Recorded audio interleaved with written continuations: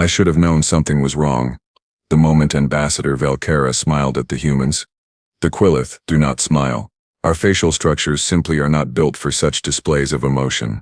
And yet there she was, forcing her mandibles into what our cultural advisors assured us was a friendly expression. To me, it looked like she was preparing to devour something whole. "Welcome, esteemed guests from Earth," Velcara announced, her translator device converting her clicking speech into their barbaric language. "The Galactic Unity is honored to finally bring humanity into our great collective." I watched from my position near the back of the chamber, taking notes on my holographic display. As a junior analyst for the Quillith Intelligence Division, this was supposed to be routine work. Other shelves. Document the integration process, monitor for any irregularities, file reports. Simple. Humanity was species number 473 to join the Unity. We had the process down to a science. Step 1. Make contact. Step 2. Dazzle them with technology. Step 3. Offer membership. Step 4. Slowly introduce economic dependencies. Step 5. Control everything they produce while they think they are partners. It had worked on everyone else. Why would these pink-skinned mammals be any different? The human delegation stood before us in their crisp uniforms, looking appropriately awed by the massive space station hovering above their moon. Their leader, a woman named Director Mura Kowalski, stepped forward. She was tall for her species, with hair the color of iron oxide and eyes that seemed to catalog everything around her. "Thank you, Ambassador," Kowalski said, her voice calm and measured. "Earth is eager to learn from the more experienced civilizations of the galaxy. We have much to offer in return. Of course, but we recognize that we are the newcomers here." Perfect. Humble, deferential, ready to be guided. I made a note. Subject species displays expected submission patterns. Of course, Velcara clicked enthusiastically. But first, there are certain formalities. Trade agreements to sign. Resource sharing protocols to establish, standard procedures, you understand. I had seen those agreements. They were anything but standard. Hidden in the dense legal language were clauses that would give the Unity primary rights to Earth's mineral resources, particularly the rare elements humanity had barely begun to utilize. Another clause would require all human technological developments to be shared immediately with Unity oversight committees, who would then determine which species could benefit from such innovations, meaning, of course, everyone except humanity. It was exploitation dressed up as cooperation, and it had made the founding species of the Unity obscenely wealthy. Kowalski accepted the data chip containing the agreements. "We'll need time to review these thoroughly." Naturally, Velcara agreed, though I detected a hint of impatience in her clicking. Most species just signed immediately, too overwhelmed by the grandeur of galactic civilization to question the details. "Shall we say 3 standard solar cycles? We'll need 30. The room went silent. Even I looked up from my display in surprise. Velcara's mandibles twitched. "Surely that is excessive. These are standard agreements used across the Unity. Then you should have no problem with us taking the time to ensure we understand every word," Kowalski replied pleasantly. "After all, this will govern the relationship between Earth and the rest of the galaxy for generations to come. We owe it to our children to be careful." There it was, the first sign that something was different about these humans. They were stalling. But why? What did they hope to gain? The Unity controlled faster-than-light travel, antimatter generation, gravitational manipulation, consciousness transfer technology. Earth had barely mastered fusion reactors and were still using primitive chemical rockets for most of their space travel. They had no leverage, no alternatives, nothing to bargain with. Or so we thought. They submitted my report that evening, noting the unexpected delay but concluding it was likely just cautious bureaucracy. The Unity Council approved Kowalski's request with barely a discussion. What difference did a month make when you were planning to control a species for centuries? During those 30 cycles, the human delegation toured Unity facilities throughout the system. They asked endless questions about everything. How did our power generation work? What were the efficiency ratings? What were the failure points? How did we handle waste? What about redundancy systems? "They are very curious," remarked my supervisor, Third Claw Vexnar, as we reviewed the daily reports. "But then primitives usually are when confronted with superior technology." I was not so certain. There was a pattern to their questions, a methodical thoroughness that seemed less like wonder and more like analysis. But I was junior analyst, and Vexnar had overseen 40 successful integrations. Who was I to question his experience? Who was I to question his experience? On the 20th cycle, something peculiar happened. A human engineer named Marcus Wright asked to inspect one of our standard fusion reactors, the kind we provided to newly integrated species. The tour guide, a bored Quillith technician, agreed readily enough. Wright spent 2 hours examining every component, taking scans with his primitive equipment, asking increasingly technical questions. "Your magnetic containment bottles are impressive," Wright noted, running some kind of scanning device over the reactor housing. "Approximately 40% more efficient than our current models. The field generators must be using some kind of quantum tunneling effect to achieve that stability." The technician clicked in amusement. "You would not understand the principles involved.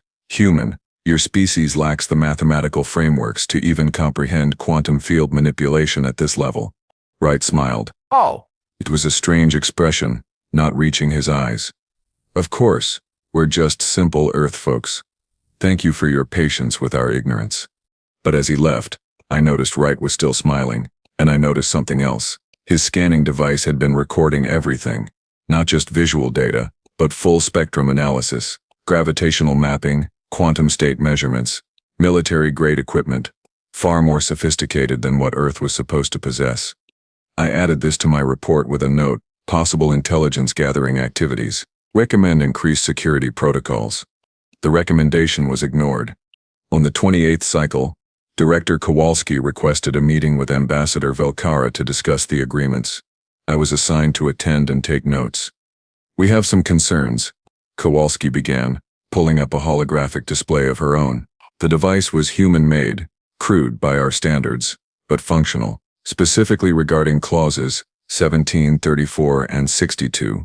Velkara's mandibles clicked in what might have been annoyance. "Those are standard resource-sharing provisions. They give the Unity exclusive rights to all Earth's heavy rare earth elements in perpetuity," Kowalski said flatly.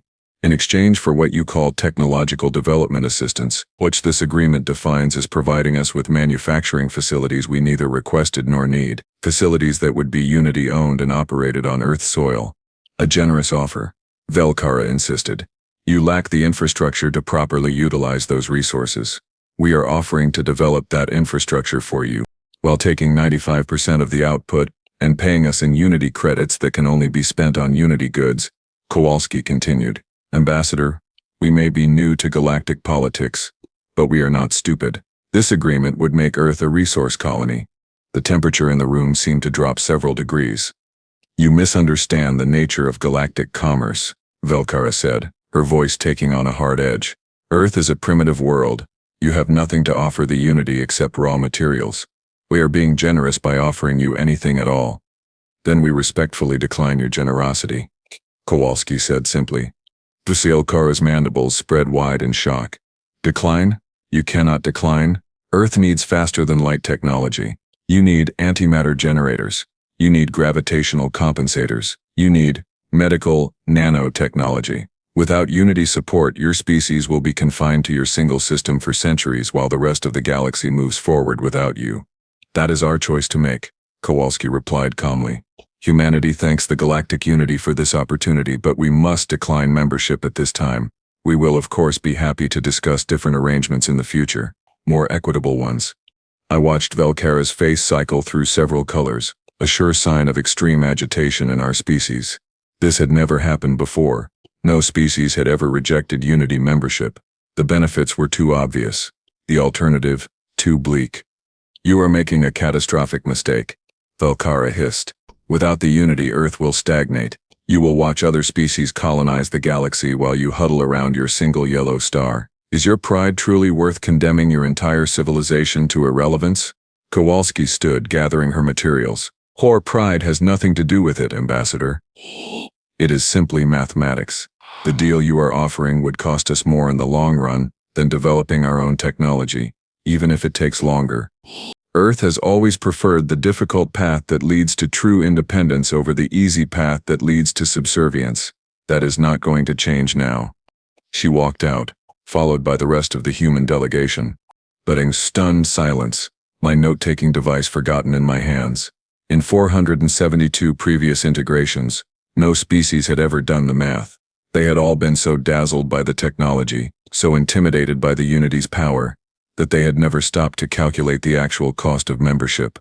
Humanity had calculated it, and they had walked away. "This is unacceptable," Velkara muttered, her mandibles clicking furiously. "They will regret this. They need us. They will come crawling back within a cycle or two begging for membership on any terms." But I was not so certain. Something about the way Kowalski had smiled before leaving troubled me. It was not the smile of someone making a desperate bluff. It was the smile of someone holding cards the other players did not know existed. I spent that night reviewing all the data we had collected on humanity during the integration process. Their questions, their scans, their observations. I created a predictive model of their likely actions based on what they had learned during their month-long visit. What I found made my blood run cold. The humans had not been asking random questions. They had been reverse engineering our technology, piece by piece, system by system. Every tour, every inspection, every curious inquiry had been carefully designed to extract maximum information about Unity technology with minimum suspicion. And our people, confident in their superiority, had told them everything. I saw now what Kowalski had been doing. She had never intended to sign those agreements. The entire month had been an intelligence-gathering operation disguised as treaty negotiations. Humanity had sent their best engineers, their most skilled analysts, their brightest minds. They had smiled and played dumb while cataloging every detail of our technology. They had robbed us blind, and we had helped them carry the stolen goods to their ship. I immediately sent an urgent report to Third Claw Vexenar, outlining my findings and recommending immediate classification of all Unity technology, a full security review, and close monitoring of Earth's scientific output. Vexenar's response came back 3 hours later. "Your concerns are noted but deemed excessively alarmist. Humanity lacks the industrial base and scientific infrastructure to utilize the information they gathered. By the time they could reverse engineer even basic Unity technology, they will be desperate enough to accept any terms we offer. Continue standard observation protocols." I wanted to argue, but I was a junior analyst. What did I know? So I watched, and I waited. 6 cycles after humanity rejected Unity membership, Earth went silent. All communications ceased. Their primitive satellites stopped broadcasting. Even their planetary defense grid powered down. It was as if the entire species had simply vanished. The Unity Council was baffled but unconcerned. They are probably dealing with some internal crisis. Ambassador Velkara suggested, civil war perhaps, or economic collapse. They will reach out for help soon enough. But I had a different theory. I thought humanity was building something they did not want us to see. I was right. 8 cycles after going silent, Earth came back online. But everything had changed. Their communication arrays were now broadcasting on quantum entangled channels, a technology supposedly beyond their capabilities. Sarah's Kanagzada. Their satellites had been replaced with something else entirely. Station-keeping platforms that massed far more than any satellite had a right to mass. And their planetary defense grid, when it powered back up, was operating at energy levels that should have required antimatter reactors. Antimatter reactors that Earth was not supposed to have. "This is impossible," Third Claw Vexenar muttered, reviewing the sensor data I had compiled. "They cannot have developed this technology so quickly. They must have stolen it from someone else." "From whom?" I asked. "We are the only ones they have had contact with, and we did not give them anything, at least not directly." Vexenar's mandibles snapped together in agitation. "Then how?" "They reverse engineered it," I said quietly. "During their month here, they learned enough to bootstrap their own technological revolution. Every question they asked, every system they examined, every scan they took, they were building a foundation, learning the principles. Once they understood the underlying science, they could develop their own versions. But that would require..." Vexenar trailed off, the implications sinking in. "A species with exceptional pattern recognition skills," I finished. "A talent for lateral thinking. The ability to make intuitive leaps from limited data, and most importantly, the willingness to share that knowledge freely among themselves instead of hoarding it in competitive corporate or governmental structures." I pulled up data on human scientific development, their internet system, which they had maintained throughout their industrial age, their open-source software movements, their academic publication systems, Their science fiction literature that encouraged wild speculation and creative problem-solving. Humanity had spent centuries building a civilization optimized for exactly this kind of rapid technological development. They had created a culture where information flowed freely, where independent thinkers were encouraged, where failure was treated as a learning opportunity rather than a punishable offense. They had built themselves into the perfect species for reverse engineering alien technology, and we had given them the keys to the kingdom. "We need to inform the council immediately," Vexnar said, his voice tight with worry. "This changes everything." But the council did not want to listen. Ambassador Velcara dismissed our concerns, insisting that Earth's new technology was just a bluff, that they were using some kind of visual trickery to appear more advanced than they truly were. "They are trying to negotiate from a position of strength," Velcara declared during the emergency session I attended. "We simply need to call their bluff. I propose we impose immediate trade sanctions on Earth, cut them off from all galactic commerce. They will collapse within a cycle without access to exotic matter or antimatter fuel." The council agreed unanimously. It was the worst decision they ever made. Because humanity did not need our exotic matter or our antimatter fuel. They had figured out how to make their own. 2 cycles after the sanctions were imposed, Earth launched their first faster-than-light capable vessel, not a small probe or a single pilot craft, but a massive colony ship capable of carrying 10,000 humans to distant star systems. It was followed by 9 more ships within the next cycle, each one heading in a different direction. Humanity was not asking permission to explore the galaxy. They were just doing it, and there was absolutely nothing the Unity could do to stop them. The emergency session of the Unity Council 3 cycles later was the most chaotic gathering I had ever witnessed in my 12 years of service. "They have established 17 colonies," High Chancellor Krev'tar roared, his vocal sacs inflating to twice their normal size. 17, in systems we had specifically marked for future Unity development. Ambassador Velcara stood at the center of the chamber, looking significantly less confident than she had during the initial human negotiations. "The colonies are technically in unclaimed space. Under Unity law, we cannot—" "Unity law?" Councillor Drathnar interrupted, her crystalline form pulsing with agitated colors.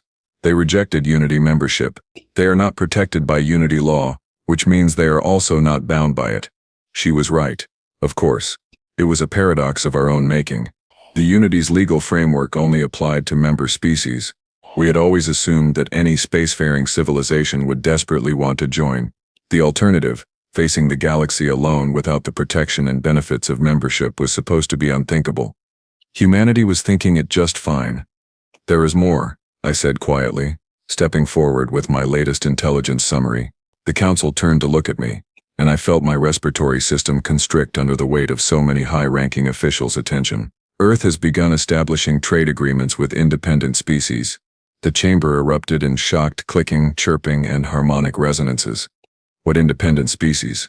Velcara demanded. "There are no significant independent civilizations within 50 light-years of Earth." I displayed my data on the central holographic projector.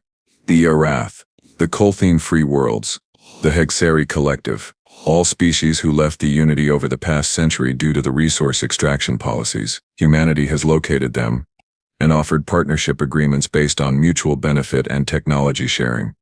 "This is madness," High Chancellor Krev'tar hissed. "Those species are barely surviving. They have nothing to offer Earth." "On the contrary," I replied, pulling up additional files. "The Arath have advanced biological engineering techniques that humanity finds fascinating. The Colthene possess unique gravitational manipulation mathematics that complement Earth's quantum field theories, and the Hexari have mineral processing methods that are actually more efficient than Unity standard procedures." I paused, letting that sink in. Humanity is not building an empire. They are building a network. Instead of the hierarchical structure of the Unity where the founding species control everything, they are creating a web of equals, each contributing their strengths and sharing in the collective benefits. Councillor Drathnar's form flickered through several colors. "And what does humanity bring to this network? What could they possibly offer that would make species accept them as equals?" I had been dreading this question. Everything they learned from us during their month-long visit, they are teaching the independent species how to build antimatter reactors, how to improve their faster-than-light drives, how to enhance their planetary defense systems. They are giving away the technological knowledge they acquired from reverse engineering our systems. The silence that followed was absolute. They are doing what? Velkara whispered, her mandibles frozen in shock. Sharing, I said simply. Without patents, without licensing fees, without exploitation.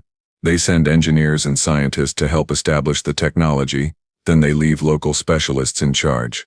It is creating enormous goodwill and establishing Earth as a desirable partner rather than a threat. Third Claw Vexnar, who had been standing beside me, added his own analysis. We have also detected increased communications between Unity member species and human colonies. Encrypted channels, private networks. We believe Earth is making quiet overtures to potentially discontented Unity members. High Chancellor Trevagon's vocal sacs deflated completely. They are trying to recruit our own members away from us. Not recruit, Vexnar corrected. Humanity seems to have learned from studying Unity membership patterns. They are not asking species to leave. They are simply making themselves available as an alternative trading partner, one that offers better terms. It was brilliant. Really, humanity was not declaring war on the Unity or demanding regime change. They were simply providing competition, and competition, as any economist knew, forced improvement or obsolescence. The Unity had operated as a monopoly for 3,000 years. We had forgotten how to compete. We need to take action, Councillor Zephyx declared, his form coiling in agitation. Military action if necessary. Humanity is a threat to galactic stability. On what grounds? I found myself asking. The entire council looked at me again, and I realized I had just questioned a high councillor's judgment. My career was likely over, but I continued anyway. They have broken no laws. They have attacked no one. They have established colonies in unclaimed space and traded freely with independent civilizations. Everything they have done is technically legal under existing Unity regulations. Then we change the regulations, Zephyx snapped. Retroactively? High Chancellor Trevgon asked quietly. Making illegal what was previously permitted. That would set a dangerous precedent. Member species would begin to question what other rules might suddenly change without warning. The council members exchanged uncomfortable looks. The Unity's greatest strength had always been the stability and predictability of its governance. Start changing rules arbitrarily, and the whole structure might collapse. Then what do you suggest? Velkara asked, her voice heavy with frustration. We cannot simply allow humanity to undermine 3 millennia of Unity authority. I took a breath, knowing what I was about to say would be considered heretical. Perhaps we should learn from them instead of fighting them. The chamber exploded in protests, but High Chancellor Trevagon raised a manipulator appendage for silence. Explain. Humanity succeeded because they offered better terms than we did, I said carefully. Their network model is attracting partners because it benefits everyone involved, not just the founders. If the Unity wants to remain relevant, we need to offer similar benefits to our member species. Fair trade agreements, genuine technology sharing, real partnership instead of exploitation. That would cost trillions, Councillor Drathner objected. The founding species have built their entire economies on the current system. And what will it cost if half our members leave for humanity's network? I countered. The current system is unsustainable now that there is an alternative.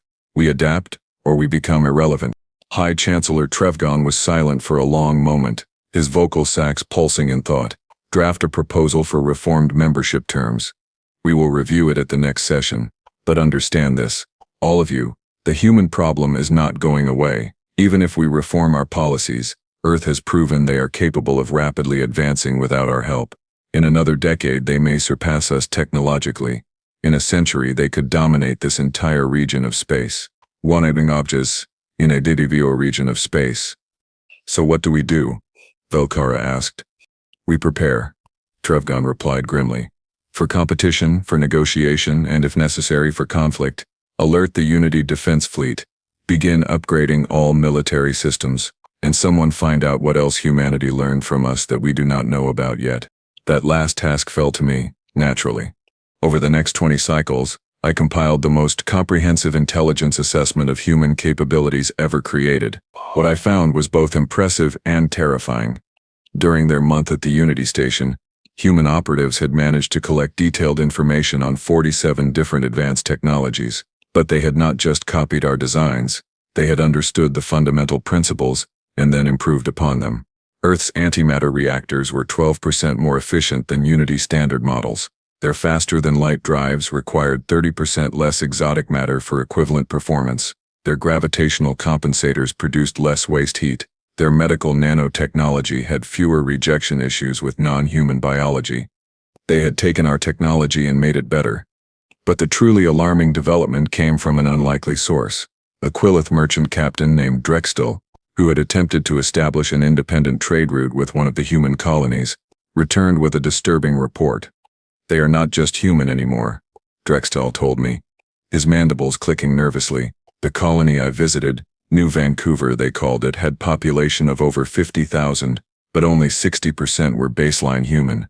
The rest were modified." "Modified how?" I asked. "Recording everything. Genetic enhancements, cybernetic augmentation, neural implants. Some had gills for underwater habitats.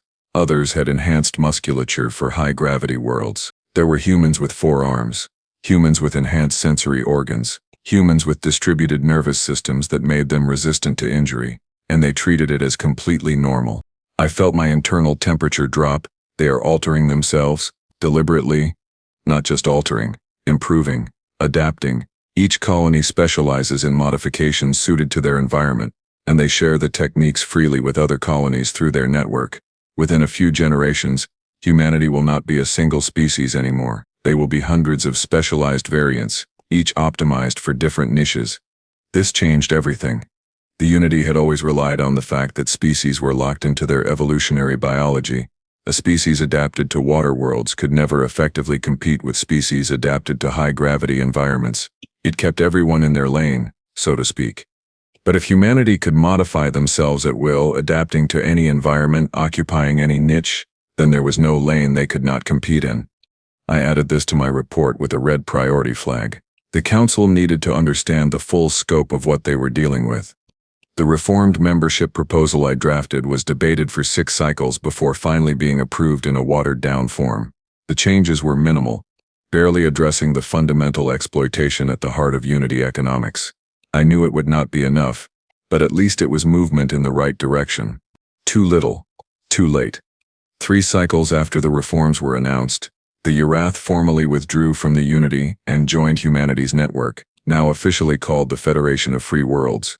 They were followed within 2 cycles by the Colthian, the Hexari, and surprisingly, the Corvan technocracy, who had been Unity members for over 800 years.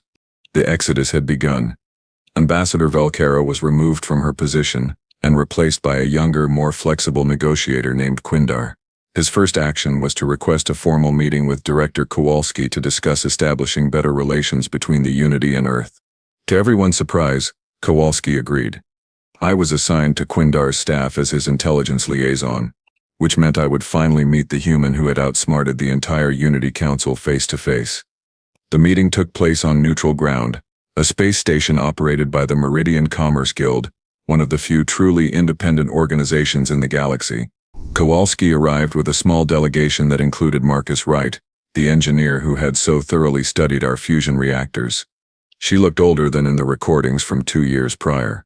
Human aging was rapid by galactic standards, but this seemed like more than just time. There were lines of stress around her eyes, gray strands more prominent in her iron-colored hair. The weight of guiding her species through this transformation was clearly taking a toll. But when she smiled at Ambassador Krev'tar, it was warm and genuine. "Ambassador, thank you for meeting with us. I hope we can establish a more productive relationship than my predecessor managed." Krev'tar's mandibles clicked in what he hoped was a friendly manner. "Director Kowalski, the Unity wishes to extend an apology for the terms of our initial membership offer.